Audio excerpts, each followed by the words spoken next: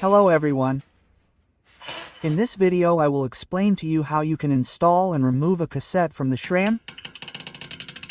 What do you need to be able to remove the cassette?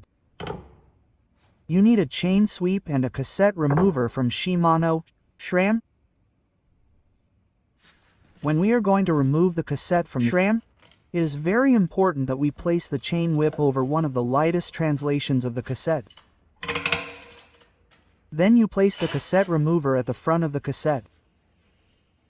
The larger the arm, the easier it is to loosen the cassette. Keep turning until the cassette is loose from the body. The thread is on the outside of the body. With a SRAM, there are 3 different cassettes: race, gravel, and mountain mic. Gravel and race must be done on an XDR body. Putting a mountain mic on an XT body. Now if we look at how the SRAM cassette works, inside the cassette there is a loose bushing. You screw this loose bushing into the body, so to speak, and that's how you mount the cassettes on your wheel. This is the same with red, gravel, and mountain mic. The cassettes are also one piece, so you can't swap individual cogs. All the notches on the cassette itself are the same.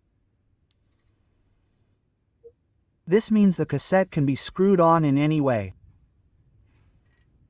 Next, apply some grease to the outside of the body, on the threads, or on the inside of the cassette. Install the cassette over the body, making sure you press it down firmly. When it stops, take the cassette hub tool and tighten the cassette into the body.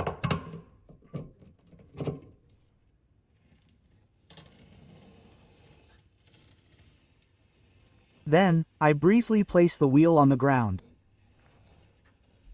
I tighten it very firmly by pushing my arm down as far as possible and applying as much force as possible to secure the cassette.